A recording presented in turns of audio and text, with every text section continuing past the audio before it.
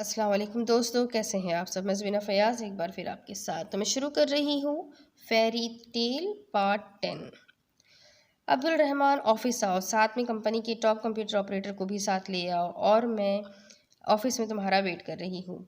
रात तकरीबन 1 बज रहे थे जब वो ऑफिस में दाखिल होती हुई सेल फ़ोन पर अब्दुल रहमान से कह रही थी। दूसरी जानिब गहरी नींद में गर्क अब्दुल रहमान तो समझ ही नहीं पाया था कि उसकी सीईओ मैम ने क्या कहा था, मगर ये चौथी मर्तबा सतफ़ी की बात जहन में दोहराते हुए वो समझ गया था कि सतफ़ी यूसुफ ऑफिस में थी, उसे और कंप्यूटर हैकर्स को ऑफिस में तलब कर रही थी, जिसके सबब अगले ही पल वो बिस्तर से उठा था और तकरीबन आधे घंटे बाद ही वो कंपनी के 3 वर्कर्स जो टॉप हैकर्स में से थे लेकर पहुंचा। उसे सतफ़ी कंट्रोल रूम में नजर आई, जहां 4-5 कंप्यूटर्स के स्क्रीन ऊपर नीचे करके साथ लगे हुए थे।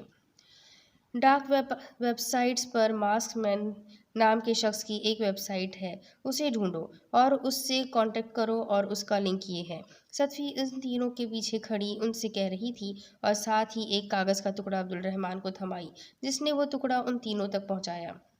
मगर मैम, ये तो इलीगल है, इनमें से एक ने फ़ौरन कहा था। इलीगल काम तुम नहीं, मैं कर रही हूँ, सो जल्दी शुरू करो। सतफ़ी के दो टोक लहजे पर उन तीनों की उंगलियां बोर्ड पर चलने लगी थी। अब्दुल रहमान, सबके लिए कॉफ़ी ले आओ। Yes ma'am. नींद से झूमते अब्दुल रहमान ने फ़ौरन टेंशन होते हुए कहा था और कमरे से निकल गया।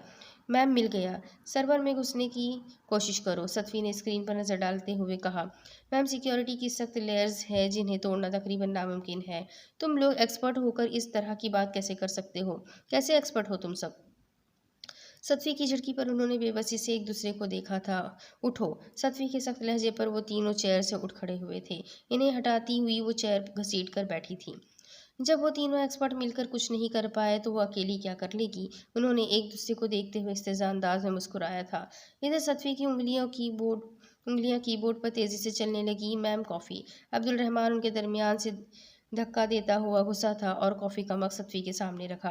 अब्दुल रहमान ने उन तीनों की इस्तेज़ा अंगेज़ मुस्कुराहट को देख लिया था, जो सतफी के लिए था, इसलिए कीनातोज़ नज़रों से उन्हें देखता स्क्रीन की जानिब देखने लगा।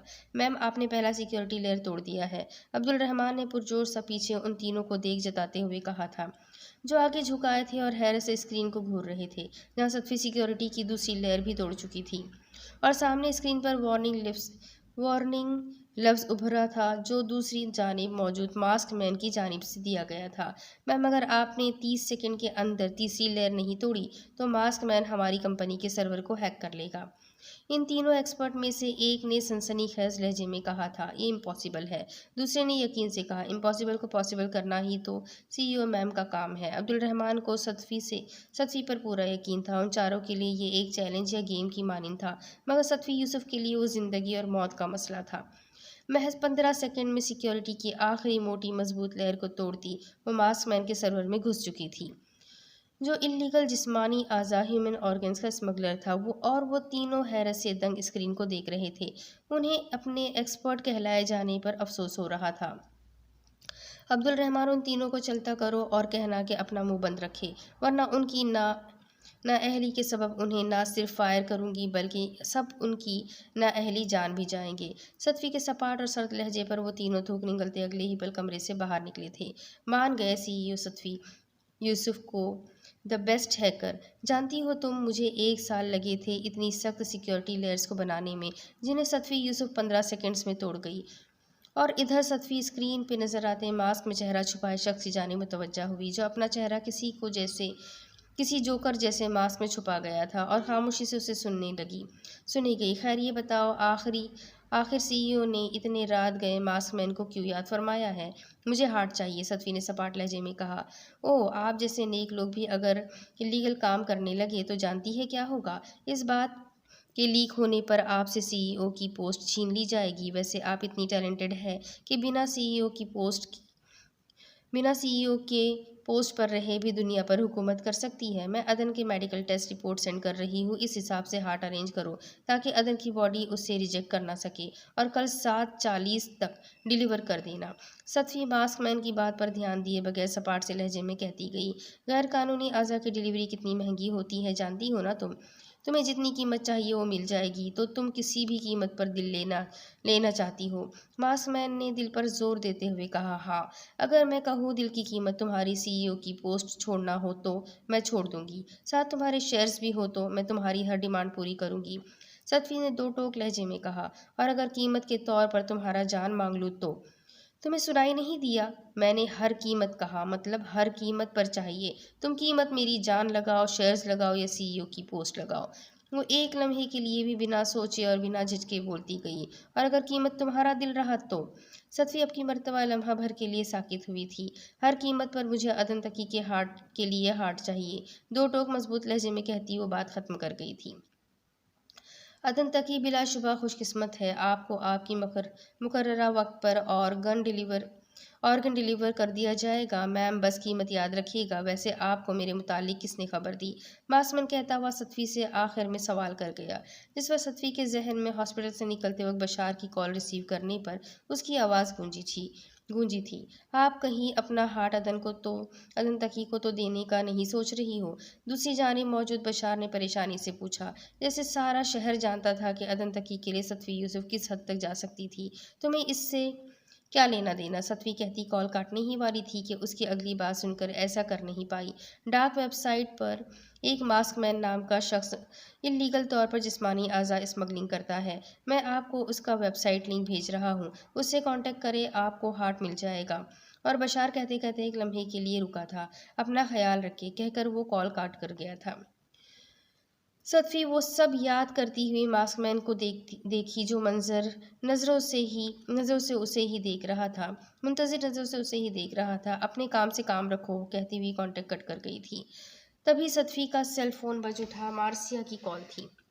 सतफी अमन में सिर्फ एक ही कामयाब सर्जन था जिसकी एक भी सर्जरी फेल नहीं हुई। वो डॉक्टर ओवैस खान थे, जिनकी डेथ हो गई है। उन्होंने तकरीबन 25 ओपन हार्ट सर्जरीज की है और 4 मरतबा हार्ट ट्रांसप्लांट किया, 11 मरतबा ट्रांसप्लांट किया। वो 2 मरतबा अमन में और 2 मरतबा फॉरेन कंट्री में। मार्सिया धीमे लहजे में कह रही थी, ओके, तुम ये पता लगाओ कि इन सब सर्जरीज में, खुसूसन हार्ट ट्रांसप्लांट सर्जरी में, उनका असिस्टेंट कौन था। मैंने पता लगाया है कौन था। मार्सिया के कहने पर सतफी ने बेसाख्ता पूछा, डॉक्टर मोहम्मद खान। सबका मानना था कि डॉक्टर मोहम्मद खान ने आगे चलकर ओवैस खान की जगह संभालना था। एक मरतबा मोहम्मद खान ने ओवैस खान के किसी काम में बिजी होने के बाद वक्त पर ना पहुंचने पर ओवैस खान की जगह ओपन हार्ट सर्जरी भी की थी, जो कामयाब सर्जरी थी। ओवैस खान के बाद कामयाब सर्जन मोहम्मद खान था। मार्सिया के लहजे में महसूस की जाने वाली गिल्टी थी, जैसे मोहम्मद खान का मसीहाई का पेशा छोड़ने का जिम्मेदार वो हो। तुम्हें गिल्टी फील करने की ज़रूरत नहीं है, इसमें तुम्हारी कोई गलती नहीं है। इसमें सारा कसूर मोहम्मद खान का था। मैंने सुना था जेली ने सेल फ़ोन लिया है, क्या उसका सेल नंबर है तुम्हारे पास? सतफी ने उसे समझाते हुए आखिर में पूछा। नहीं। मार्सिया की आवाज़ पहले से भी ज़्यादा धीमी थी। जेली का नंबर नाज के पास ज़रूर होगा, उससे लेकर मुझे टेक्स्ट करो। ओके, आप अपना ख्याल रखिएगा। मार्सिया कहती हुई कॉल कट गई। ख्याल, कोई उसके अंदर तंजिया सा हंसा था। तभी उसके सेल फोन का मैसेज ट्यून बज उठा, जिसके सबब वो आगे मजीद सोच नहीं पाई। अस्सलाम वालेकुम। दुराज़ीला की सोई सोई आवाज़ पर सतफी की अब तक सपाट चेहरे पर जज्बात उभरे थे। वो कैसे बताए उसे, जेली, तुम्हारे चाचू की तबीयत ठीक नहीं है, उसे सर्जरी की ज़रूरत है। हाँ, अगर तुम्हारा हस्बैंड सर्जरी करे तो अदन ठीक हो सकता है, इसलिए परेशान होने के बजाय मोहम्मद को सर्जरी के लिए मनाने की कोशिश करो। मैं कुछ देर में आ रही हूँ तुम्हारे फ्लैट पर। सतफी धीमे लहजे में कहती हुई कॉल कट कर गई थी। अब्दुल रहमान कमरे से बाहर निकलते हुए अपने पीछे चलते अब्दुल रहमान से मुखातिब हुई, साथ ही कलाई को सामने करते हुए कलाई पे बंधी वॉच पर निगाह डाली, जहाँ घंटे का कांटा 2 पर था और मिनट का कांटा 11 पर। अब सिर्फ 7 घंटे रह गए थे। जो करना था जल्दी करना था। ब्यूटी सिटी की हालिया फ़्लाइट का टिकट बुक करो। यस मैम, अब्दुल रहमान कहता फ़ौरन सेल फ़ोन को कोट के अंदरूनी जेब से निकालने लगा था। क्या हुआ है, सब ठीक तो है? फर्शी बिस्तर पर सोता डेविल दुर्राज़ीला को काफ़ी देर से साकित सा सेल फोन कान से लगाए देख बेसाख्ता उठकर दुर्राज़ीला तक जाता हुआ पूछने लगा। रात 2 बजे दुर्राज़ीला के बजते फ़ोन पर दुर्राज़ीला के साथ साथ उसकी भी आंख खुली थी। साइड लैम्प की रोशनी में कान से सेल फोन लगाए दूसरी जानिब की बात सुनती दुर्राज़ीला का खौफ से सफ़ेद पड़ता चेहरा वो परेशानी से देखा गया था। सेल फोन की स्क्रीन को रोशन होकर बंद होने पर वो समझ गया था कि कॉल कट गई है, मगर दुर्राज़िला हनूज सेल फोन कान से लगाए बैठी थी। ब्लैक डेविल के सवाल पर दुर्राज़िला ने आंसू भरी आंखों से डेविल को देखा, जो उसके सामने आ खड़ा हुआ था। चाचू ठीक नहीं है, उनकी सर्जरी होने वाली है। और दुर्राज़िला डेविल को गायब दिमागी से कहती कहती रुकी थी। हाँ, अगर तुम्हारा हस्बैंड सर्जरी करे तो अदन ठीक हो सकता है। सतफी की आवाज़ उसके कान में गूंजी थी। खाला जानी ने कहा कि चाचू ठीक हो सकते हैं अगर मेरा हस्बैंड सर्जरी करे तो। व्हाट? डेविल का दिमाग भग से उड़ा था दुर्राज़िला की बात सुनकर। प्लीज़ आप सर्जरी कर देना, पता नहीं चाचू को क्या हुआ है, वो ठीक है भी या नहीं। Please devil ji please. अगले ही पल दुर्राज़िला आगे बढ़कर डेविल का दोनों हाथ पकड़े सिसकते और गिड़गिड़ाते हुए कह रही थी। अशरदर सा डेविल खाली अल जहन सा दुर्राज़िला को रोते और गिड़गिड़ाते हुए देख रहा था। ये मुझसे नहीं होगा, क्योंकि मैं डॉक्टर मोहम्मद ख़ान नहीं हूँ। वो बहुत पहले ही मर चुका है।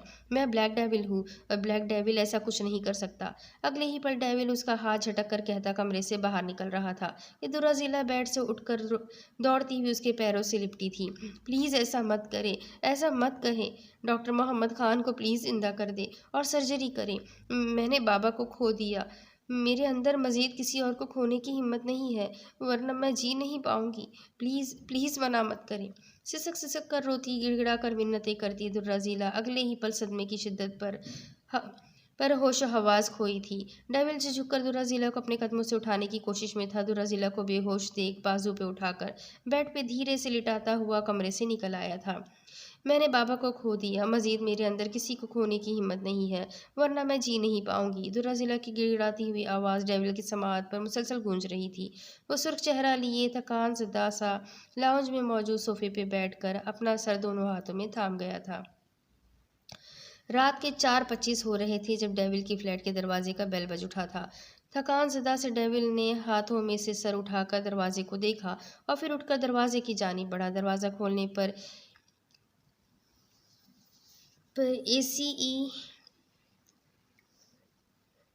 उसे सीईओ सतफ़ी यूसुफ नज़र आई। तो तुम सर्जरी के लिए तैयार हो डॉक्टर मोहम्मद ख़ान? सतफ़ी ने सामने खड़े नज़र आते सुर्ख आंखें लिए देखते डेविल से पूछा, जो मुस्तरिब सा नज़र आ रहा था। 3 साल हो गए हैं मैंने मसीहाई को छोड़ दिया। बिना प्रैक्टिस के मैं हार्ट ट्रांसप्लांट कैसे करूंगा? डेविल ने सतफ़ी से सपाट आंखों में देखता हुआ पूछा। गुड, तो तुमने केस का मुताला कर लिया है, वेरी गुड। तो तुम तैयार हो। और रही बात प्रैक्टिस की, तो तुम्हें प्रैक्टिस के लिए काफ़ी वक्त मिल जाएगा। सर्जरी 9 बजे है। सतफ़ी के कहने पर डेविल ने अजीब सी नज़रों से उसे देखा। सर्जरी मैं अकेले नहीं कर सकता, इसमें टीम मेंबर्स की ज़रूरत होती है। वो इतने जल्दी में अरेंज तुम सिर्फ लिस्ट बना कर दो कि तुम्हें टीम मेंबर्स में कौन कौन चाहिए, वो तुम्हें सर्जरी के वक्त तैयार मिलेंगे। सतफ़ी ने उसकी बात काटते हुए कहा। अमन के माहिर डॉक्टरों से पहले कॉन्फ्रेंस में जमा करके मशवरा लेना है। वो इतनी जल्दी तो अब्दुल रहमान डॉक्टर रज़ा को वीडियो कॉल करके कहो कि ना सिर्फ अमन के माहिर डॉक्टर्स बल्कि फ़ॉरेन कंट्री के सारे हार्ट स्पेशलिस्ट को वीडियो कॉल पर मुज्तमा करे और डॉक्टर मोहम्मद ख़ान से केस डिस्कस करें। सतफ़ी मोहम्मद को देखते हुए अपने पीछे खड़े अब्दुल रहमान से कह रही थी, जो सतफ़ी की बात पर लब्बैक कहता अगले ही पल अपने बैग से लैपटॉप निकालता अंदर घुसकर लाउंज के सोफे पर बैठा था और साथ ही लैपटॉप को सेंट्रल टेबल पर रखता लैपटॉप पर झुका था। सतफ़ी जैसे तमाम तैयारी से आई थी। एक माहिर डॉक्टर जो अपने पेशे को छोड़े हुए हो, उसे सर्जरी के लिए प्रैक्टिस से ज़्यादा खोए हुए एतमाद और यकीन की ज़रूरत होती है। इन सब के लिए तुम्हारे पास सिर्फ 4.5 घंटे हैं। मुझे यकीन है तुम डॉक्टर ओवैस खान साहब के यकीन पर पूरा उतरोगे। सिर्फ इंतकाम लेना ही सब कुछ नहीं होता, इससे ज़्यादा हम अपने अपनों के ख्वाब पूरा करना होता है। सतफ़ी कहती हुई दरवाजे से ही पलट गई थी और डेविल जलती आंखों से लम्हा ब लम्हा दूर जाती सतफ़ी का कुछ देखे गया था। सर, सब डॉक्टर्स वीडियो कॉल पर कॉन्फ्रेंस के लिए जुड़े हैं। अब्दुल रहमान की आवाज़ पर लैपटॉप की जानिब देखा, जहाँ सारे डॉक्टर्स छोटे छोटे चौखटों में बटे नज़र आ रहे थे। मुझे यकीन है तुम डॉक्टर ओवैस खान साहब के यकीन पर पूरा उतरोगे। सिर्फ इंतकाम लेना ही सब कुछ नहीं होता, इससे ज़्यादा हमें अपने अपनों के ख्वाब पूरे करना होता है। मैंने बाबा को खो दिया, मज़ीद मेरे अंदर किसी को खोने की हिम्मत नहीं है, वरना मैं जी नहीं पाऊंगी। सतफ़ी और दुर्राज़िला की दिमाग में गूंजती आवाज़ पर हारते हुए वो लैपटॉप की जानिब बढ़ा, जहाँ सब डॉक्टर्स उसका इंतज़ार कर रहे थे। میم فلائٹ کا وقت ہو رہا ہے۔ لاؤنج میں بیٹھے عبدالرحمن نے سیاہ گاؤن، حجاب اور نقاب میں عبدالرزیلہ کو لاؤنج میں آتے دیکھ فوراً صوفے سے اٹھتے ہوئے کہا تھا۔ عبدالرحمن کے کہنے پر عبدالرزیلہ کی نگاہ فوراً دیوار کی گھڑی کی جانب اٹھی، جہاں گھڑی بتا رہی تھی کہ صبح کے 6:40 ہو رہے تھے۔ میں ڈاکٹر صاحب کو دیکھتی ہوں، عبدالرزیلہ کہتی ہوئی فوراً اپنے بیڈ روم کی جانب بڑھی تھی۔ دروازہ کھولتے ہی اسے ڈیول بیڈ پر بیٹھا نظر آیا، اس کا سر جھکا ہوا تھا۔ محمد جی، عبدالرزیلہ دھیرے سے کہتی ہوئی اس کے قریب جاتی اسے پکاری تھی۔ مجھے نہیں پتا تھا آپ کا اصلی نام اتنا خوبصورت ہے، مجھ سے یہ نہیں ہوگا ذیلی۔ ڈیول نے اپنے سامنے کھڑی عبدالرزیلہ کی بات پر دھیان دیے بغیر سر اٹھا کر عبدالرزیلہ کو دیکھتے ہوئے بے بسی سے کہا تھا۔ عبدالرزیلہ کو اس کی سرخ آنکھوں میں نمی سی نظر آئی تھی۔ کیوں نہیں ہوگا آپ سے؟ عبدالرزیلہ کو وہ کسی ایسے خوفزدہ سے بچے کی مانند لگا جو کوئی بڑی غلطی کر کے سزا کے ڈر سے گھر سے بھاگ گیا ہو اور عرصے بعد گھر واپس لوٹنا چاہتا ہو، مگر اپنی غلطی کے سبب گھر لوٹنے پر خوفزدہ ہو۔ میں نے عرصہ ہوا اچھائی کو چھوڑ دیا، برائی کو اپنا لیا، روشنی کو چھوڑ اندھیرے کو اپنا مقدر بنا لیا، اس آزمائش کے ڈر سے جو 3 سال پہلے اللہ نے مجھ پر ڈالا تھا۔ اس آزمائش سے اور اس کی اذیتوں سے بچنے کے لیے میں 3 سال سے لگاتار اندھیروں میں بھاگتا رہا، مگر آج پھر وہ آزمائش اور اذیتیں میرے سامنے آ کھڑی ہوئی ہے۔ یہ ختم کیوں نہیں ہو رہی؟ اس کی اذیت برداشت کرنا میرے برداشت سے باہر ہے۔ عبدالرزیلہ کی روشنی بھری آنکھوں میں دیکھتا ہوا کہہ رہا تھا، آزمائش میں اللہ تعالیٰ اذیت دینے کے لیے نہیں ڈالتا، بلکہ کچھ سکھانے کے لیے ڈالتا ہے۔ جتنی جلدی سیکھ جاتے ہیں اتنی ہی جلدی آزمائش ختم ہو جاتی ہے۔ عبدالرزیلہ کو پہلی مرتبہ احساس ہوا کہ کبھی کبھی ہمیں اپنے دکھ اور تکلیف چھپا کر دوسروں کو ہمت و حوصلہ دینا پڑتا ہے، اپنی اذیتیں بھلا کر دوسروں کی اذیتیں دور کرنی پڑتی ہے۔ اور اس کی بات سنتا ڈیول جیسے ساخت سا ہو گیا تھا۔ اب کیا فائدہ سیکھنے کا جب میں سب کچھ کھو چکا، اپنی اچھائی، امید و یقین، روشنی، یہاں تک کہ اپنے اللہ کو بھی۔ میں نے اتنا گناہ کیا ہے کہ اب میں کسی کو منہ نہیں دکھا سکتا، اور میں کس منہ سے جاؤں گا اپنے اللہ کے پاس؟ ڈیول گردن نفی میں ہلاتے ہوئے اداسی سے بولا، بے شک آپ نے ہر چیز کھو دی، مگر کیا آپ جانتے ہیں کہ اللہ اب بھی آپ سے محبت کرتا ہے؟ مگر کیسے؟ میں نے تو اسے چھوڑ دیا تھا، تو پھر وہ کیسے مجھ سے محبت کر سکتا ہے؟ عبدالرزیلہ کی بات پر اس نے بے یقینی سے اسے دیکھتے ہوئے پوچھا، اللہ کو آپ نے چھوڑا تھا، اللہ نے تو آپ کو نہیں چھوڑا تھا نا؟ وہ کبھی بھی اپنے کسی بندے کو نہیں چھوڑتا۔ یہ ہم ہیں جو اسے اپنی مرضی سے چھوڑتے ہیں اور اپنی مرضی سے اپنا لیتے ہیں، اور جانتے ہیں اللہ توبہ کرنے والوں سے محبت کرتے ہیں، اس لیے توبہ کرنے والوں میں شامل ہو جائے، آپ کو سب کچھ واپس مل جائے گا، امید، یقین، روشنی، یہاں تک کہ اللہ بھی، اور جو چیز واپس نہیں مل سکتی اللہ اس کا بہترین نام البدل ادا کر دے گا۔ عبدالرزیلہ کی باتیں اس کی اندر کی اندھیروں کو مٹا کر روشنی پیدا کر رہی تھی، جس سے ڈیول کا وجود دھیرے دھیرے روشن ہو رہا تھا۔ ہمارے پاس وقت بہت کم ہے، فلائٹ کا وقت ہو رہا ہے، آپ کے پاس صرف 10 منٹ ہے، توابین میں شامل ہو جائے اور اللہ سے اپنی ساری کھوئی ہوئی چیز واپس لے لے، میں باہر ویٹ کر رہی ہوں آپ کا۔ عبدالرزیلہ ڈیول سے کہتی ہوئی کمرے سے باہر نکل آئی تھی۔ اللہ تعالیٰ پلیز انہیں معاف کر دیجیے، ان کی مدد کیجیے، میرے چاچو۔ کمرے کے باہر دیوار سے ٹیک لگائے وہ دل ہی دل میں مخاطب تھی، آخر میں عدن کے لیے دعا کرتے ہوئے ہزار ضبط کے باوجود اس کے آنسو رخسار پر بہہ گئے تھے۔ اللہ تعالیٰ پلیز چاچو کو ٹھیک کر دیجیے، انہیں شفا کل دائم عطا کیجیے۔ وہ نہیں جانتی تھی کہ عدن کو کیا ہوا تھا، مگر پھر بھی اس کا دل سرجری کا سوچ کر ہی بیٹھا جا رہا تھا۔ تبھی کمرے سے ڈیول باہر نکل آیا تھا۔ ڈیول کی بھیگی سرخ آنکھیں اور عبدالرزیلہ کی آنسو بھری آنکھیں ایک دوسرے سے ٹکرائی تھی۔ ڈیول کو ان آنکھوں میں آنسو کے ساتھ التجا تیرتی ہوئی نظر آئی تھی۔ تمہارے چاچو کو کچھ نہیں ہوگا انشاءاللہ۔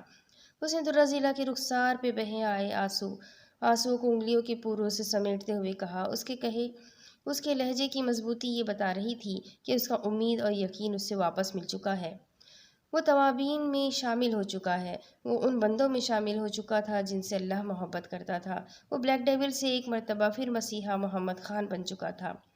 فلیٹ سے باہر نکلنے پر عبدالرزیلہ کی نگاہیں آسمان کی جانب اٹھی تھی، تو آج پھر 7 آسمانوں میں اللہ کے ایک بندے کے واپس لوٹ آنے اور توبہ اور ندامت پر چراغاں ہونے والا تھا۔ بے شک خوش نصیب ہوتے ہیں وہ بندے جو توابین میں شمار، توبہ کرنے والوں میں شمار ہو جاتے ہیں۔ عبدالرزیلہ نے نم آنکھوں سے صاف و شفاف روشن آسمان کو دیکھتے ہوئے سوچا تھا۔ दूसरी तरफ अदन तकी का ऑपरेशन ठीक 9 बजे शुरू हो चुका था। हार्ट भी मुकर्ररा वक्त पर डिलीवर हो चुका था। 6 घंटों पर मुश्तमिल वो सर्जरी बाहर इंतज़ार करने वालों के लिए 6 सदियों के बराबर थी। सतफ़ी कहाँ है? दीवार से फक चेहरे के साथ टेक लगाए खड़े हमीद ने अपने करीब खड़े फौजान से पूछा था। नहीं जानता, वो मुझे सर्जरी शुरू होने के बाद हॉस्पिटल में नज़र नहीं आई। फौजान बेंच पे आगे की जानिब झुककर दोनों हथेलियों में चेहरा छुपाए बैठी मार्सिया को देखता हुआ बोला, अब्दुर्रज़ीला, उसे मैंने प्रेयर रूम में जाता देखा था। फौजान के कहने पर हमीद ने सर हल्का सा हिलाया था। पर प्रेयर रूम में अल्लाह के सामने रोते गिड़गिड़ाते दुआ मांगते न जाने कितना वक्त हुआ था कि दरवाज़ा खुलकर बंद होने की आवाज़ पर दुआ को अहसन तरीके से ख़त्म करती उसने सर उठाकर देखा तो उसे मोहम्मद दिखा, जो दीवार से लगे सोफे नुमा बेंच पर सर झुकाए बैठा था। क्या सर्जरी हो गई थी? सोच कर ही दुर्रज़ीला का दिल खौफ से धड़क उठा था। उसे सर्जरी की नौयत किसी ने नहीं बताया था और उसकी हिम्मत भी नहीं हुई थी किसी से पूछने की। क्या सब ठीक ठीक है? दुर्रज़ीला उसके करीब जाती हुई पूछने लगी। उसे महसूस हुआ कि उसकी आवाज़ लरज़ रही थी, मगर अगले ही पल मोहम्मद ने हाथ बढ़ाकर दुर्रज़ीला की कलाई थाम कर अपनी जानिब खींचा था और उसे करीब करके उसके कमर के गिर्द बाजू मजबूती से हमायल करते हुए वो अपना चेहरा उसके पाकीज़ा वजूद में छुपा गया था। सांस रोके खड़ी दुर्रज़ीला को एहसास हुआ कि वो रो रहा था, किसी बच्चे की मानिंद, किसी ऐसे बच्चे की मानिंद जो अपनी गलती पर पछता रहा हो। मगर क्यों? क्या सर्जरी? दुर्रज़ीला की हिम्मत ही नहीं हुई आगे सोचने की। अगले ही पल वो भी साथ रोने लगी थी। 3 साल कर्ब, अज़ियत, नाउम्मीदी, बेयकीनी के गुबार को वो रोते हुए अपने अंदर से निकाल रहा था। उसके कान में दुर्रज़ीला की हिचकी और सिसकियों के साथ रोने की आवाज़ भी आ रही थी। चाचू, चाचू तो ठीक है ना? उसके सर उठाकर देखने में दुर्रज़ीला ने हिचकी लेकर बदस्तूर रोते हुए पूछा था, जिस पर सुर्ख गीली आंखें और चेहरा लिए मोहम्मद बेसाख्ता मुस्कुराया था। मोहम्मद खान की मुस्कुराहट बहुत खूबसूरत थी, एकदम बदली हुई, जिसकी मुस्कुराहट बता रही थी सब ठीक था। दुर्रज़ीला रोना भूलकर उसे देखे गई। तुम्हारे चाचू अब ठीक है, सर्जरी कामयाब हुई है। ओह अल्हम्दुलिल्लाह। दुर्रज़ीला ने एक लंबी इत्मीनान वाली सांस खारिज करते हुए कहा, शुक्रिया। दुर्रज़ीला उसका शुक्रिया अदा करना चाहती थी कि मोहम्मद खुद उठकर उसके मुकाबिल खड़ा होता हुआ बोला, किस लिए? शुक्रिया तो मुझे।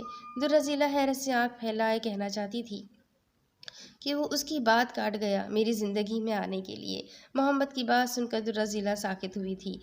सियाह जीन्स और सियाह टी शर्ट में सफ़ेद मसीहाई कोट पहने, जिसके ब्राउन बाल पेशानी पर बेतरतीबी से बिखरे हुए थे। चेहरा और आंखें सुर्ख थी और थका मांदा वो लग रहा था, मगर वो बहुत बदला हुआ भी लग रहा था। अब वो दुर्रज़ीला को विलन नहीं लग रहा था, और जो लग रहा था वो उसके बारे में सोचना नहीं चाहती थी। मैं चाचू को देखना चाहती हूँ, वो घबराई सी कहती दरवाजे की जानी बढ़ी थी, जिसे वो खामोश नज़रों से देखे गया था। सर्जरी हुए मज़ीद 24 घंटा हो चुके थे, अलबत्ता अदन तकी को अभी तक होश नहीं आया था।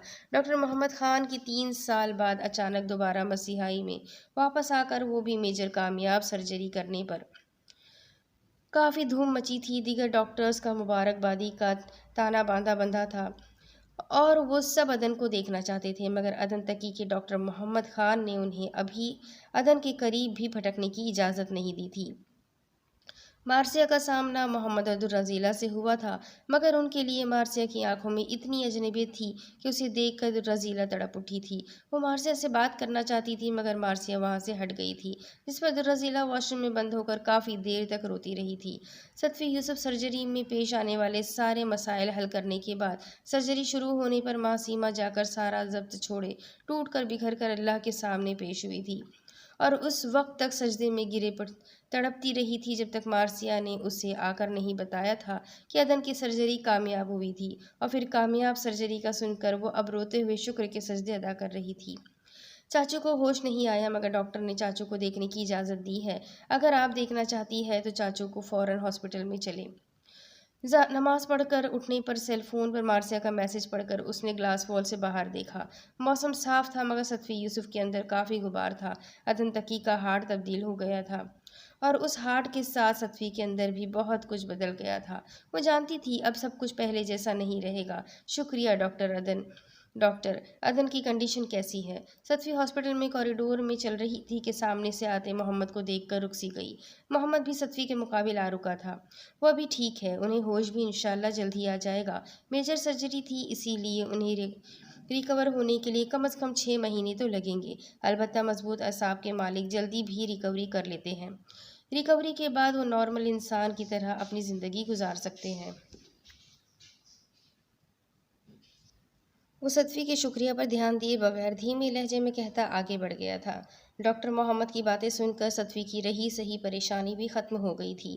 وہ ادن کو ایک نظر دیکھنے کے لیے اس کے روم میں جانا چاہتی تھی کہ روم سے باہر نکلتے پرل کو دیکھ ایک لمحے کے لیے ٹھٹکی، مگر اگلے ہی پل اس پر دھیان دیے بغیر روم میں گھسی تھی اور روم سے باہر موجود پرل نے پلٹ کر دروازے کو حیرت سے دیکھا، جس سے گزر کر صدفی اندر گئی تھی۔ آخر صدفی یوسف نے اسے دیکھ کر بھی اندیکھا کیوں کیا تھا؟ ادن، تمہارا نام، تم اتنی خوبصورت کیوں ہو؟ دھیرے سے اس کے قریب جاتی اسے پکارتی، اس کے سفید پڑتے چہرے کو دیکھتی، اس کے پیشانی پہ گرے بے ترتیب بالوں کو اپنی انگلیوں سے چھوئی تھی۔ وہ بے حد نرم و نازک جادوئی انگلیوں کا لمس ہی تھا جو ادن کی پیشانی محسوس کر رہی تھی اور اس جانی پہچانی لمس کے پیغام کو فوراً دماغ تک پہنچائی تھی، اور دماغ نے اس پیغام کو ریسیو کرتے ہوئے ادن کو ہوش و حواس عطا کیا تھا۔ ادن کی پلکوں میں ہلکی سی جنبش ہوئی تھی جس سے صدفی انجان تھی، کیونکہ وہ ادن کے بالوں کو انگلیوں سے سنوارنے کے بعد اب اس کے ہاتھوں کو تھام گئی تھی۔ اس کی ساری توجہ اب ادن کے ہاتھ پر تھی۔ جانتے ہو ادن، مجھے لگا تھا میں ہمیشہ کی طرح تمہیں بنا تمہاری معافی مانگے معاف کر دوں گی، مگر اس مرتبہ تمہیں معاف کرنا مجھے بہت مشکل لگ رہا ہے۔ شاید اس لیے کہ میں اب پرانی صدفی یوسف نہیں رہی، وہ صدفی یوسف جسے تمہاری خطائیں بھی خطا نہیں لگتی تھی، وہ تمہاری ناراضگی میں بھی محبت ڈھونڈتی تھی، جو تمہارے ارد گرد اس طرح منڈلاتی تھی جسے پروانہ شمع کے گرد، چکور چاند کے گرد، تتلی پھولوں کے گرد منڈلاتی ہے۔ میں نے اس صدفی یوسف کو خود میں ڈھونڈنے کی کوشش کی ادن، مگر وہ شاید اس سڑک پر کہیں کھو گئی ہے جہاں تم نے اسے خود سے دور جانے کے لیے کہا تھا۔ دیکھو، وہ نہ صرف تم سے بلکہ مجھ سے بھی دور چلی گئی ہے۔ کہتے کہتے صدفی کی آنکھوں سے آنسو کے چند قطرے نکل کر ادن کی ہتھیلی پر گرے تھے، جس سے ادن کے ہاتھوں میں ہلکی سی لرزش ہوئی تھی، مگر صدفی ایک مرتبہ پھر ہاتھوں کی لرزش دیکھ نہیں پائی، کیونکہ وہ اب کی مرتبہ پھر ادن کے چہرے کی جانب متوجہ ہوئی تھی۔ میں تمہیں تمہارا مرہم واپس کر رہی ہوں، کہتے ہوئے صدفی ادن کی پیشانی پہ اپنا لب رکھ گئی۔ ادن کی پیشانی سے ہوتے ہوئے پورے وجود میں ایک کرنٹ سا دوڑا تھا۔ اب جلدی سے ٹھیک ہو جاؤ، اس کے کان میں جھک کر کہتی صدفی روم سے باہر نکل آئی تھی۔ ادھر ہوش میں آتے ہوئے ادن نے دور جاتی صدفی کا ہاتھ پکڑ کر روکنے کی کوشش کی، مگر ادن کے ہاتھ نے اٹھنے سے انکار کر دیا تھا۔ تم کب آئی؟ روم سے نکلتے صدفی کو دیکھ سامنے سے آتے حمید نے حیرت سے پوچھا تھا۔ ابھی کچھ دیر پہلے۔ ادن کو ہوش آیا؟ نہیں، ڈاکٹر نے کہا ہے کہ عنقریب ہوش آ جائے گا۔ سب کہاں ہیں؟ حمید کے پوچھنے پر جواب دیتی اس نے پھر سوال کیا۔ درہ ذیلا اور مارثیہ کو ان کے گھر پہنچانے کے لیے فوزان ان کے ساتھ گیا ہے۔ اور تم کہاں تھی؟ اور تم کہاں تھے؟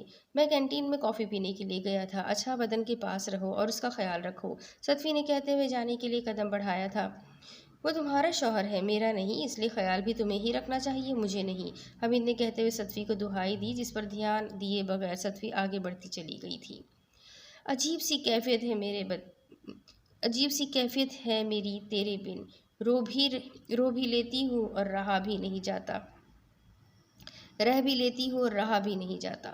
ادن بہت تیزی سے ریکور ہو رہا تھا۔ اس کی وجہ ایک یہ بھی تھی کہ سارا جہاں ادن سے ملنے ہاسپٹل جا رہا تھا سوائے صدفی کے، جس کے بارے میں وہ درہ ذیلا اور مارثیہ سے پوچھتا تو وہ لا علمی سے کندھے اچکا دیتی۔ صدفی کا نمبر بھی بن جا رہا تھا، حمید سے پوچھتا تو حمید کی دہائیاں شروع ہو جاتی کہ صدفی بہت بدل گئی ہے، بہت بدل چکی ہے، کھڑوس ہو گئی ہے، ایٹیٹیوڈ والی ہو گئی ہے، کسی بوڑھی عورت کی طرح چڑچڑی ہو گئی ہے، اب تو مسکراتی بھی نہیں ہے اور سارا نزلہ میٹنگ میں حمید پر ہی گراتی ہے۔ ویسے یہ الگ بات تھی کہ حمید کی ایک بھی بات پر ادن کو یقین نہیں آیا تھا، البتہ پرل باقاعدگی سے اس سے ملنے آتی رہی تھی۔ اب بھی درہ ذیلا سے مارثیہ کا اجنبی رویہ تبدیل نہیں ہوا تھا۔ مارثیہ اس وقت آتی تھی جب وہ درہ ذیلا ہاسپٹل میں نہیں ہوتی تھی۔ درہ ذیلا کو مارثیہ سے بات کرنے کا موقع ہی نہیں ملتا تھا۔ ادن بمشکل ہاسپٹل میں 3 مہینے تک رکا رہا تھا۔ तीसरे महीने के ख़त्म होने पर अदन मज़ीद एक लम्हा भी वहाँ रुकना नहीं चाहता था। डॉक्टरों की टीम ने पहले तो उसके हज़ारों टेस्ट करवाए थे, जब जाकर एक शर्त पर उसे डिस्चार्ज किया था कि वो हर 15 दिन में आकर मुकम्मल चेकअप करवाएगा, और अदन ने पक्का वादा कर भी लिया था, वरना उसे डिस्चार्ज मिलना मुश्किल था। वो हॉस्पिटल से सीधा कंपनी गया था। वो जानता था कि सत्वी माहसीमा में नहीं होगी। ऑफिस के ग्लास वॉल के पास करीब खड़ी बाहर झांकते हुए वो सेल फोन पर गैर मुल्की डेलीगेशन से बातों में मसरूफ़ थी। सत्वी अपने पीछे उभरती ज़िंदगी देने वाली आवाज़ सुनती हुए साख्ता मुड़ी थी, जहाँ अदन सामने से आता हुआ नजर आया। जो तेज़ी से आता उसे खुद से लगा गया था। 3 महीने 3 महीने तुम मुझसे मिलने नहीं आई, कोई कांटेक्ट नहीं किया, तुम ऐसा कैसे कर सकती हो? अदम से सख्ती से खुद में भींचते हुए आंखें मूंद गया था। तुम्हारे लिए सिर्फ 3 महीने थे अदन, अदन तकी, मगर मेरे लिए 90 दिन, 2160 घंटे, 25 मिनट और 40 सेकंड्स थे। उसका दिल गिनती लगा कर कह रहा था, मगर वो अदन से अलग होते हुए बोली, तो बस इतना? Welcome back. इतना खुश्क वेलकम बैक?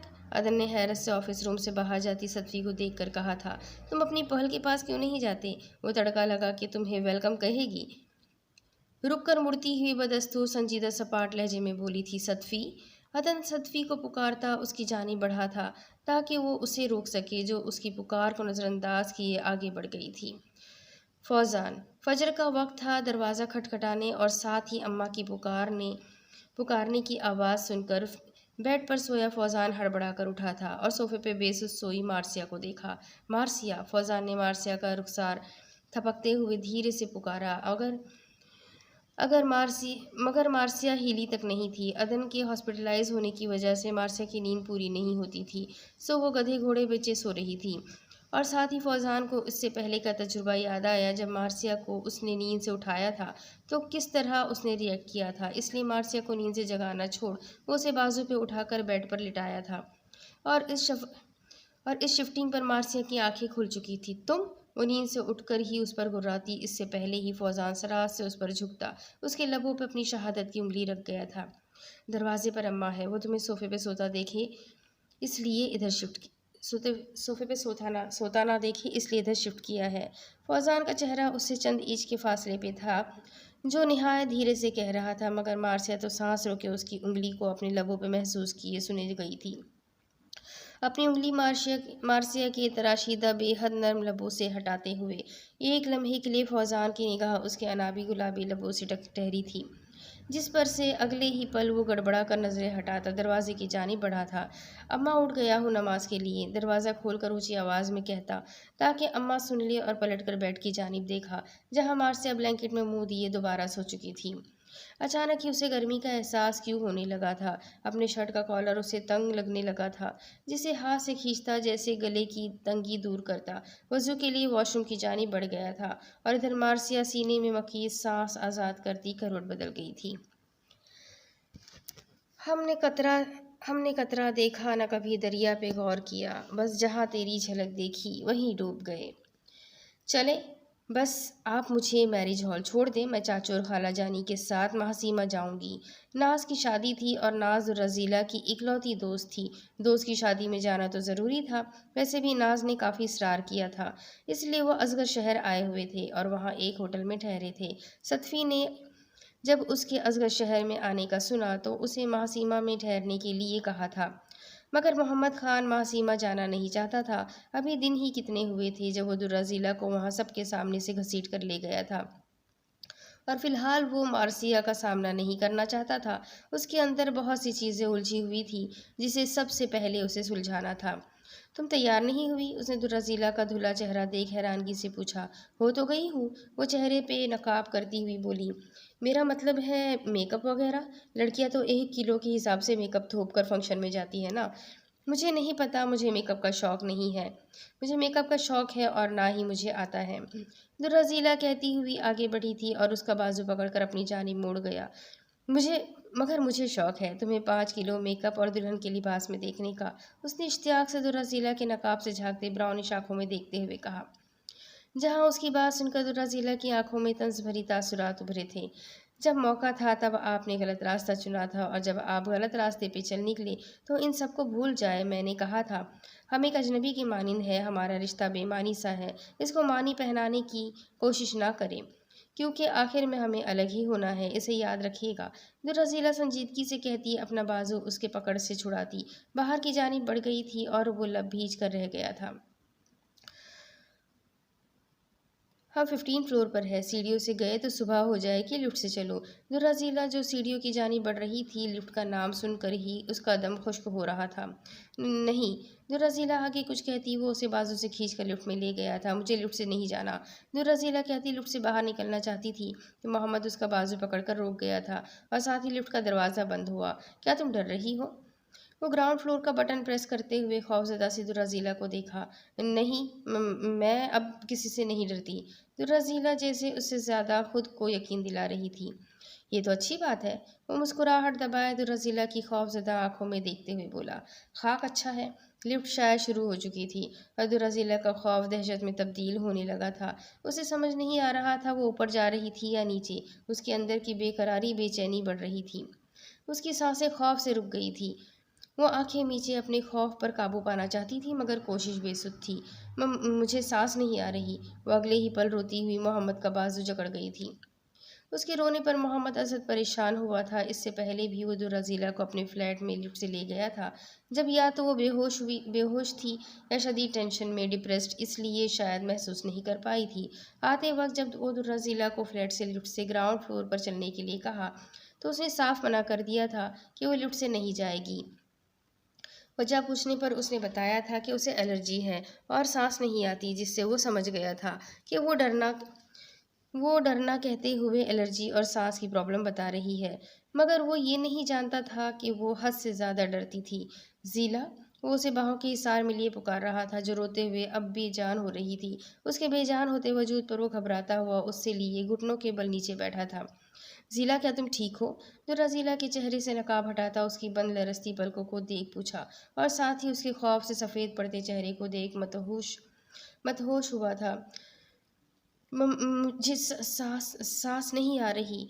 धुंधली होती नज़रों से अपने ऊपर झुके मोहम्मद को देख वो लड़खड़ाती लहजे में बोली थी, जिसे सुनकर अगले ही पल मोहम्मद उसके लबों पर झुका था, जिस पर दुर्रा की बंद होती आंखें मजीद खौफ से फटी थी। सारे एहसास सुन हुए थे। डर, दहशत, बेकरारी, सब महसूसात साकित हुए थे। मजीद बेजान होती वो बस एक एहसास महसूस कर रही थी, जो अनजाना और नया था। क्या अब सांस आ रही है? उसके चेहरे से सर उठाकर लंबी लंबी सांस लेती दुर्रा का सुर्ख चेहरा देख उसने तशवीश से पूछा था, जिसने उसके पूछने पर सख्ती से अपनी आंखें मींच ली थी। जीला, मोहम्मद के धीरे से पुकारने पर दुर्रजीला लरसती पलकें खोलती, अपने आप को मुकम्मल उसकी दस्तरस में महसूस करती। शर्म से पानी पानी हुई। उसका दिल किया कि वो हकीकत में बेहोश हो जाए या बेहोश होने का नाटक ही करे, ताकि वो उसकी निगाहों से बच जाए। वो अपने हाथ को जिससे दुर्रजीला ने सख्ती से मोहम्मद का शर्ट दबोच रखा था, उसका शर्ट छोड़ती उसकी जानिब देखे बिना वो कमज़ोर सी मज़ाहमत से उससे अलग हुई थी। लड़खड़ाते कदमों से उठ खड़ी हुई। घुटनों के बल बैठा मोहम्मद गौर से उसे देख रहा था, और बहुत जल्द ही वो जान गया था कि अनजाने और गैर इरादी तौर पर इस तरह भी हालत में की जाने वाली गुस्ताखी पर वो दुर्रजीला ऐसा रिएक्ट कर रही है, जिसके सबब अगले ही पल उसके लबों पर बड़ी दिलफरेब मुस्कुराहट उभरी थी। क्या तुम ठीक हो? मोहम्मद ने अब की मरतबा शरारती लहजे में दुर्रजीला को देखते हुए पूछा, जो लरसती हाथ से चेहरे पर फिर से नकाब कर गई थी। उसकी कांपती पलकें बदस्तूर फर्श पे गड़ी थी। तभी लिफ्ट के खुलने पर वो मोहम्मद की जानिब देखे बिना बाहर निकल गई। क्या सांस आ रही है या? मोहम्मद उसके पीछे चलता, झुककर उसके कान में शरारत से पूछता। जुमला अधूरा छोड़ गया था, जिस पर दुर्रजीला की धड़कन बेतरतीब हुई थी और वो बेसाख्ता आंखें मीच गई थी। आपको हो क्या गया है? इतनी संजीदा और खामोश सी क्यों हो गई हैं? मार्सिया कब से सतवी से बात किए जा रही थी, जिस पर सतवी सिर्फ हूँ हाँ किए जा रही थी, जिस पर मार्सिया ने झिल्ला कर पूछा था। लोग चाहते थे कि मैं खामोश हो जाऊँ, सो हो गई। सतवी ने उस अमन से फौजान और हमीद के साथ खड़े अदन को देखते हुए कहा, क्या आपके और चाचू के दरमियान फिर से कुछ हुआ है? मार्सिया ने मशकूक नज़रों से उससे और फिर अदन को देखते हुए पूछा था, जिस पर सतवी कोई जवाब देती इससे पहले उनके टेबल पर हमना अरसलान आई थी। وہ ناز کی شادی میں آئے ہوئے تھے۔ ناز عدن اور مارثیہ کے ریلیٹیوز میں آتی تھی اور ہمنا ناز کی کزن تھی، اس لیے آج کی شادی میں تقریباً سب سے ملاقات ہونے کی امید تھی۔ کیسی ہو تم دونوں؟ وہ سینے تک آتا لمبا سا ٹیبل تھا جس کے گرد وہ دونوں کھڑی تھی اور اب ہمنا بھی وہاں آئی، جسے دیکھ صدفی کے چہرے پر ناگواری طاری ہوئی تھی۔ ٹھیک ہے آپ کیسی ہیں؟ مارثیہ نے صدفی کا بیزار چہرہ دیکھ جواب دیا تھا۔ جانتی تھی صدفی نے ہمنا کو منہ بھی نہیں لگانا تھا۔ میں بھی ٹھیک ہوں، بڑے دنوں بعد تم سے مل کر اچھا لگا صدفی۔ سیل فون کی اسکرین پر نظر جمائے صدفی کو دیکھ ہمنا نے اسے مخاطب کیا تھا۔ اچھے لوگوں سے مل کر اچھا ہی لگتا ہے، تیکھے انداز میں ہمنا کو دیکھتی وہ سر جھٹک کر جواب دے گئی تھی۔ اس کی بات سن کر ہمنا کے تیور بھی بگڑے تھے۔ عدن، یہ شاید صدفی کو جلانے کی کوشش تھی کہ ہمنا ان سے تھوڑی دور کھڑے عدن کو دیکھ پکاری تھی اور عدن جیسے اسی کی پکار کا منتظر تھا کہ فوراً متوجہ ہوا۔ نہ صرف عدن بلکہ حمید اور فوزان نے بھی ہمنا کو دیکھا۔ حمید کی تو آنکھیں ہمنا کو دیکھ کر چمک اٹھی تھی۔ کیسے ہو عدن تم؟ وہ تینوں ان کی ٹیبل پر آئے تو ہمنا نے اس سے پوچھا تھا۔ ٹھیک ہوں، اب تم کیسی ہو؟ عدن نے ایک اچٹتی نظر لاپرواہ نظر آتی صدفی پہ ڈال کر کہا، سنو مجھے ایک بات کہنی تھی تم سے۔ اگلے ہی پل ہمنا عدن کا ہاتھ پکڑتی عدن کو ان سب سے دور لے جاتی ہوئی بولی تھی۔ ایسی کون سی بات تھی جس کے لیے تنہائی کی ضرورت تھی؟ صدفی نے جھلستے لہجے میں زیر لب ان دونوں کو دیکھتے ہوئے کہا تھا۔ میں آگ لکھوں تجھے لگ جائے ہمنا چڑیل، گھر جانے سے پہلے مجھے کال کر دینا۔ فوزان اپنے بجتے سیل فون کی اسکرین پر نظر ڈالنے کے بعد مارثیہ سے مخاطب ہوا جو صدفی کی بڑبڑاہٹ پر مسکرا رہی تھی۔ ٹھیک ہے، مارثیہ نے جاتے ہوئے فوزان سے کہا تھا۔ اوہ خیریت تو ہے؟ بڑی فرما برداری ہو رہی ہے داماد جی کی، اور تم نے اپنا اسٹائل بھی چینج کر لیا؟ صدفی نے شرارت سے مارثیہ کو دیکھ کہا تھا جو آف وائٹ قدموں تک جاتی فراک میں ملبوس تھی۔ ایسا کچھ نہیں ہے، فوزان کی اماں آئی ہوئی ہے اس لیے مجھے ایسا لباس پہننا پڑ رہا ہے۔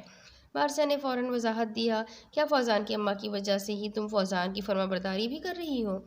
حمید جو ہمنا کو دیکھ رہا تھا صدفی اور مارثیہ کی باتوں کے بیچ مداخلت کرتا ہوا مارثیہ کو چھیڑا۔ مجھ پر بھی دھیان دینے کی بجائے چاچو اور ہمنا آپ ہی پہ دھیان دینا زیادہ ضروری ہے، مارثیہ دونوں کو گھورتی ہوئی بولی تاکہ ان دونوں کی توجہ اس پر سے ہٹ سکے، جس میں مارثیہ کامیاب ہوئی تھی۔ صحیح کہا، کتنی خوبصورت ہے نا ہمنا، ایک دم چاند کی طرح روشن، حسین، خوبصورت، دمکتی ہوئی۔ حمید عدن کے ساتھ زرق برق لباس میں میک اپ کیے کھڑی ہمنا کو نثار ہوتی نظروں سے دیکھ رہا تھا۔ اگر چاند کو پتہ چل جائے کہ زمین پر کیسے کیسے لوگوں سے اس کی مشابہت کی جاتی ہے تو وہ آسمان سے گر کر خودکشی کر لے گا۔ صدفی ہمنا کو شعلہ برساتے نگاہوں سے گھورتی مذاق اڑاتے ہوئے بولی۔ تبھی عدن سے بات کرتی ہوئی ہمنا نے صدفی کو دیکھ عدن سے کچھ کہا تھا۔ چلغوزنا ہو تو میں جانتی ہوں وہ میری چگلی کر رہی ہے۔ اس سے پہلے کہ عدن اسے مڑ کر دیکھتا فوراً نظریں پھیر کر مارثیہ کی جانب دیکھتی ہوئی دانت پیستی ہوئی بولی تھی۔ تم کچھ زیادہ ہی بدگمان نہیں ہو ہمنا سے؟ صدفی کے کہنے پر حمید برا مانتا ہوا بولا تھا۔ اگر تمہیں اتنی ہی زیادہ عشق ہے اس سے تو پھر چلو چلو بھر پانی میں ڈوب مرو، آخر کوئی کس طرح اس طرح کی لڑکی سے محبت کر سکتا ہے؟ صدفی چڑھ کر کہتی ہوئی حمید کو ملامتی نظروں سے دیکھتے ہوئے بولی، جس طرح عدن کر سکتا ہے۔ حمید نے اسے مزید چڑھاتے ہوئے کہا تھا، میرا نام کیوں لے رہے ہو؟ قریب آتے عدن نے اپنا نام سن کر پوچھا تھا۔ یہ صدفی کہہ رہی تھی کہ زندگی کا دوسرا نام عدن ہے، حمید صدفی کو چھیڑنے کے لیے کہا تھا، جس پر صدفی نے حمید کے اس سفید جھوٹ پر اسے خوخار نگاہوں سے گھورا تھا۔ زندگی میں محبت کے علاوہ بھی کافی مسائل ہوتے ہیں۔ حمید کی بات سن کر ہمنا نے طنزیہ انداز میں صدفی کو دیکھ جتاتے ہوئے کہا، بہت گہری بات کہی۔ حمید اشش کرتا ہوا سر ہلاتا ہوا تعریف کر اٹھا، جیسے اس سے زبردست گہری بات اس نے آج تک سنی ہی نہ ہو۔ اسے دیکھ ہمنا نے اپنے لبوں پہ عاجزانہ مسکراہٹ سجایا اور طنزیہ انداز سے صدفی کو دیکھا جیسے کہہ رہی ہو، تم کچھ نہیں کہو گی؟ صحیح کہا، کچھ لوگ تو اتنی گہری بات کرتے ہیں کہ آپ اس میں کود کر جان دے سکتے ہو۔ صدفی کے کہنے پر حمید اور مارثیہ نے بڑی مشکل سے اپنے لبوں پر مسکراہٹ روکی۔ جس عدن نے گہری نظروں سے اسے دیکھا، جس نے تمام عرصے میں عدن کی جانب غلطی سے بھی نہیں دیکھا تھا، البتہ ہمنا کو پتنگے لگے تھے۔ ویسے صدفی تمہارے نزدیک زندگی کیا ہے؟ اس سے پہلے کہ صدفی اور ہمنا میں گولہ باری ہوتی حمید پوچھ اٹھا، میں نے زندگی کو بہت قریب سے دیکھا ہے۔ صدفی نے جوس کے گلاس میں موجود اسٹرا کو گھماتے ہوئے دھیرے سے کہتے ہوئے ان تمام عرصے میں پہلی مرتبہ عدن کو دیکھا تھا۔ کہتے کہتے رکی۔ عدن کو صدفی کی آنکھوں میں کرب و اذیت اور شکوہ نظر آئے۔ اس میں صرف 2 ہی نقطے ہیں۔ عدن کی آنکھوں سے نظریں ہٹاتے ہوئے اس نے منتظر نظروں سے حمید اور مارثیہ کو دیکھ سادگی سے جملہ مکمل کیا۔ صدفی۔ حمید جو کو سنجیدہ سا سامنے کا منتظر تھا، سنجیدہ سا سننے کا منتظر تھا، جھلا اٹھا۔ البتہ مارثیہ مسکرا اٹھی۔ کیا تم یہ جانتے نہیں تھے جو پوچھ رہے ہو؟ صدفی جھلائے حمید سے بے نیازی سے کہتی ہوئی بولی، میرے پاس تم لوگوں کے لیے ایک پزل ہے، جو بوجھے گا صحیح اسے میری جانب سے ایک پسند کا گفٹ ملے گا۔ ہمنا صدفی کی بات پر کوئی طنز کرتی اس سے پہلے عدن نے بیزار سی صدفی کو دیکھتے ہوئے خصوصاً کہا، جو اس کی جانب نہیں دیکھ رہی تھی، کون سا پزل؟ وہ سبھی ایکسائٹڈ ہوئے سوائے صدفی کے۔ وہ کون سا کی یعنی چابی ہے جس سے لاک نہیں کھلتا؟ پزل سن کر ان تینوں نے ایک دوسرے کو تذبذب سے گھورا۔ یہ کیا پزل ہوئی بھلا کہ کون سا لاک کھولنا ہوتا ہے بھلا؟ جو کی لاک ہی نہ کھولے وہ تو کام چور اور نکما ہوا۔ حمید نے ناک بھویں چڑھا کر سوچنے کی ناکام کوشش کرنے کے بعد کہا تھا، صحیح کہا تم نے۔ ہمنا بھی جیسے ہار مانتے ہوئے حمید کی تائید کرنے لگی۔ تمہارا کیا خیال ہے؟ عدن نے مسکراتے ہوئے مارثیہ سے پوچھا۔ حمید اور ہمنا تبھی اسے سوالیہ نگاہوں سے دیکھ رہے تھے۔ 1 منٹ ہمنا آپی، ادھر آئے۔ مارثیہ جو ہمنا کے بازو میں کھڑی تھی، ہمنا کو ہٹاتی، حمید کو ہٹاتی، حمید کے بازو کھڑے عدن کے پاس آئی تھی۔ چاچو کوئی ہنٹ تو دے، مارثیہ نے منہ بنا کر ریکویسٹ کی۔ ادھر ہٹو۔ حمید مارثیہ کو عدن کے بازو سے ہٹاتا خود عدن کے پاس کھڑا ہوتا ہوا عدن کو گھورا۔ تم چیٹنگ نہیں کرو گے؟ اب کوئی ہنٹ نہیں دو گے؟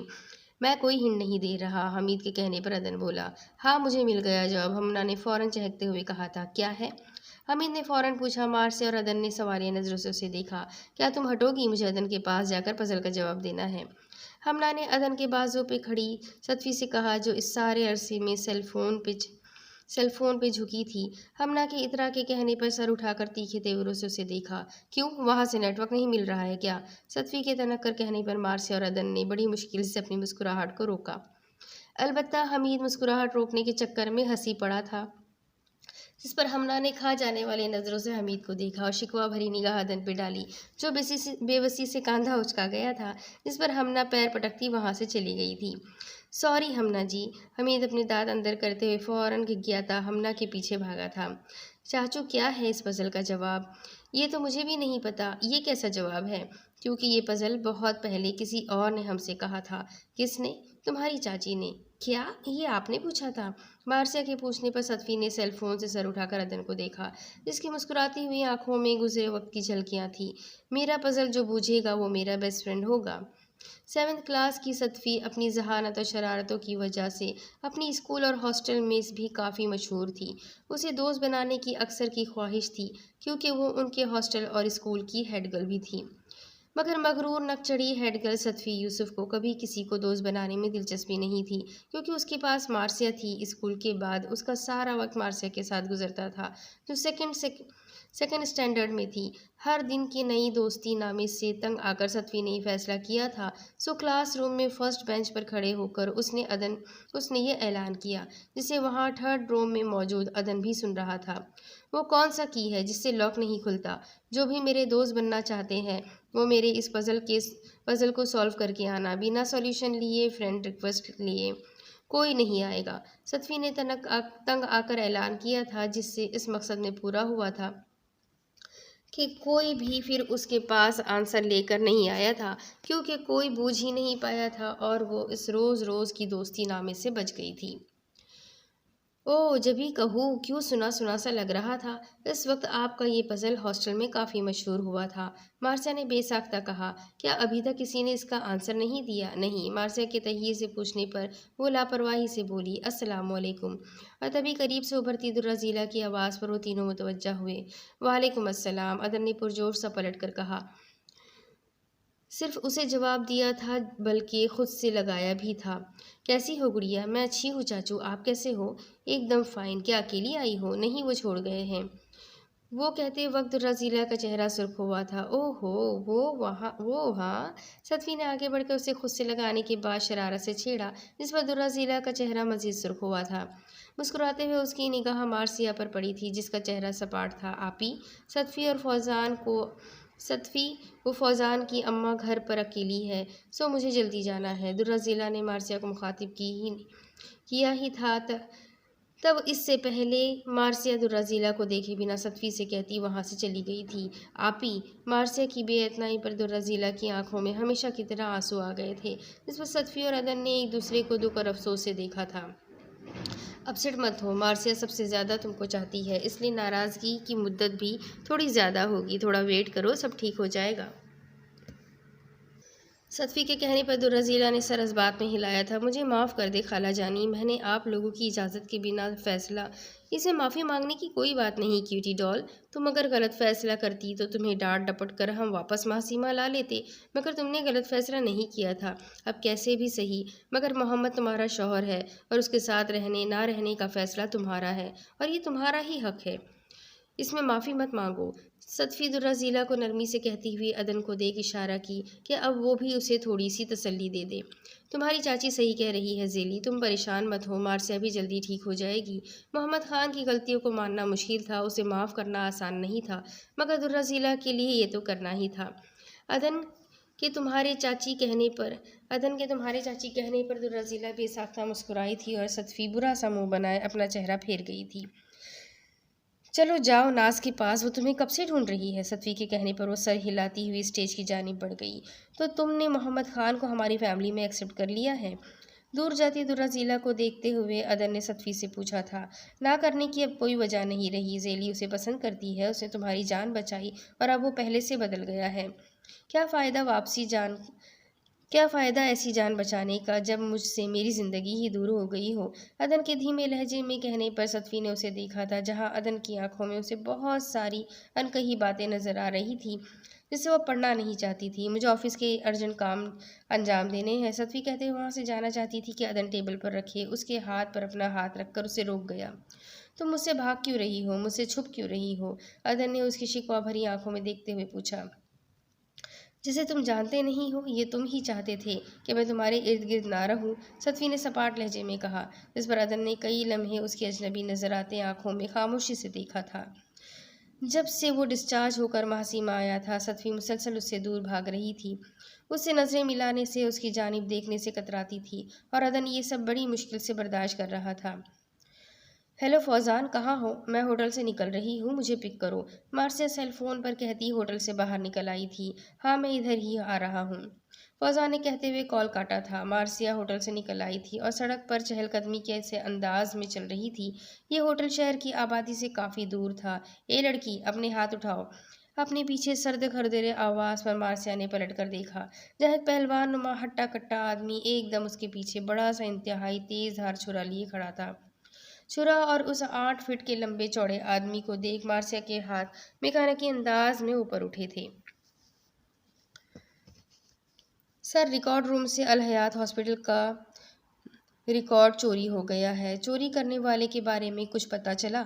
وہ کھڑکی کی جانب کھڑا سیاہ آسمان میں چمکتے ستاروں کو دیکھتا پوچھا۔ نہیں سر۔ اچھا، وہ کہنے کے بعد کال کٹ کر گیا۔ سر، یہ رہی عدن تحقیق کے سرجن کی ساری ڈیٹیلز۔ آنے والے کو مخاطب کرنے پر وہ اس کی جانب گھوما تھا اور اس کے فائل بڑھانے پر اس نے فائل تھاما۔ محمد خان، تو تم زندہ ہو؟ فائل کھولتے ہوئے بڑبڑایا۔ 3 سال تک اندھیرے میں چھپے رہے، اصغر پاشا کا خاص آدمی بن کر کام کرتے رہے۔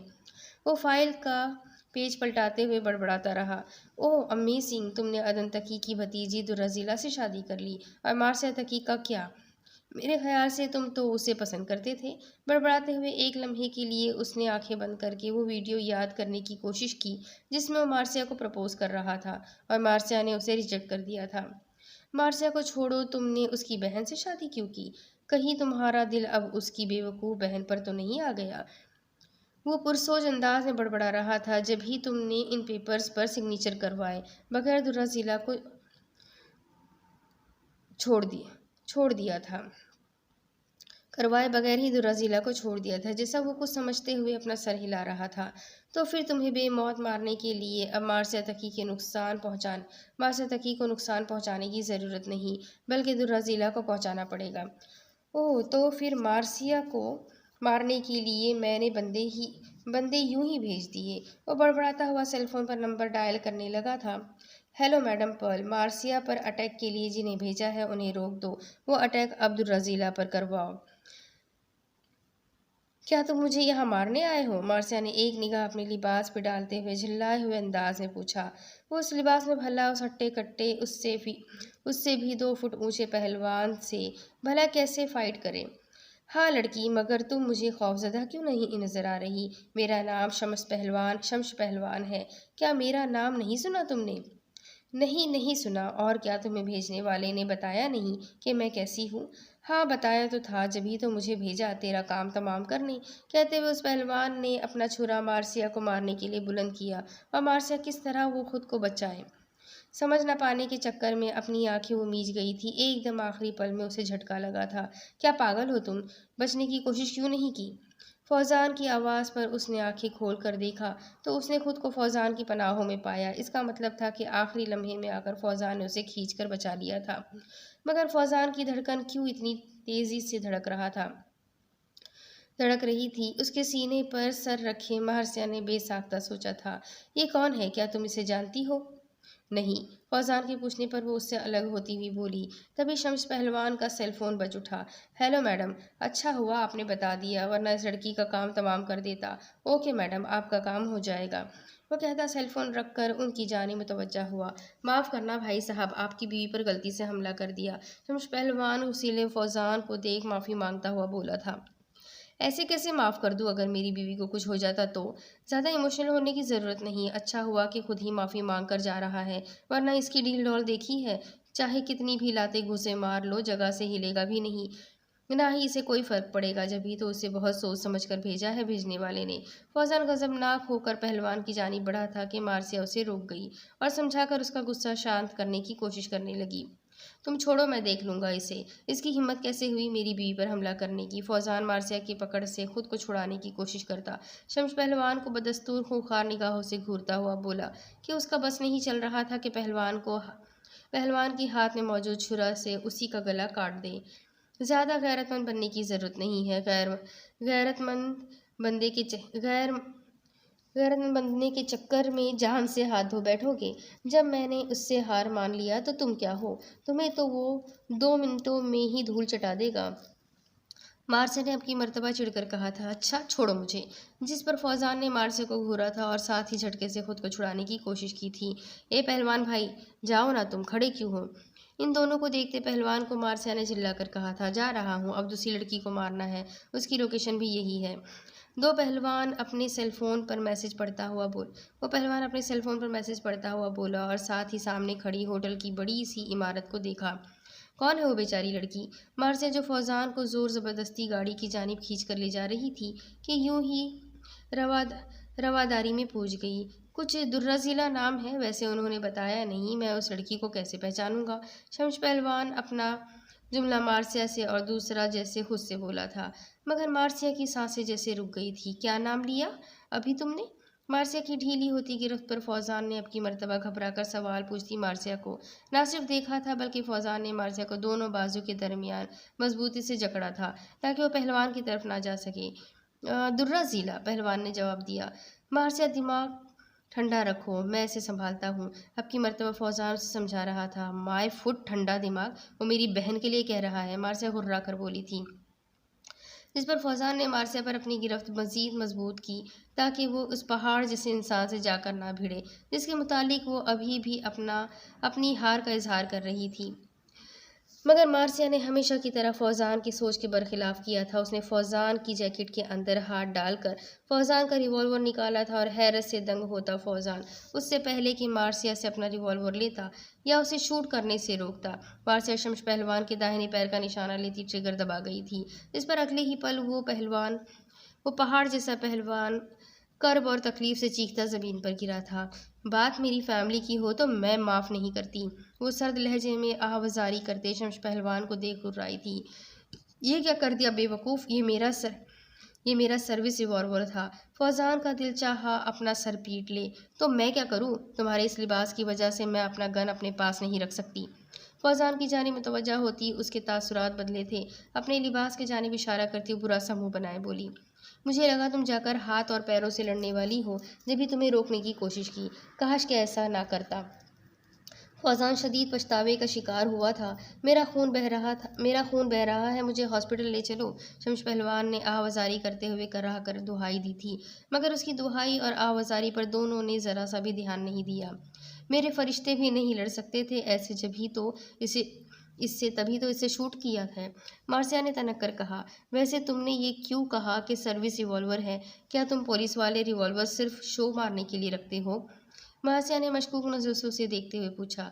ہمیں ایک ایک بلٹ کا حساب دینا ہوتا ہے، اب میں اس بلٹ کا کیسے حساب دوں گا؟ صحیح کہا کسی نے، صرف حسن ہی نہیں، انسان کے پاس تھوڑی سی عقل بھی ہونا چاہیے، فوزان نے بھڑک کر کہا۔ تم تو ایسے کہہ رہے ہو جیسے خود بڑے عقل و فہم رکھتے ہو۔ مارسیا نے بھی اسی کے لہجے میں ترکی بترکی کہا تھا، اور ادھر شمش پہلوان اپنے بہتے خون کو دیکھتا ادمرا ہوتا بدستور آہوازاری کرتا دہائی دیے جا رہا تھا، جس کی آہوازاری پہ دھیان دیے بغیر وہ دونوں ہمیشہ کی طرح ایک دوسرے کو زیر کرنے اور کھا جانے والے انداز میں دیکھتے لڑے جا رہے تھے، مگر اس مرتبہ دونوں کی لڑائی میں نفرت کے علاوہ سب کچھ شامل تھا۔ اب اس کے آگے کی کہانی میں آپ کو اگلی قسط میں سناتی ہوں کہ آگے کیا ہوگا۔ یہ جاننے کے لیے میرے ساتھ بنے رہیں، اگلی قسط میں پھر ملیں گے، تب تک کے لیے اللہ حافظ۔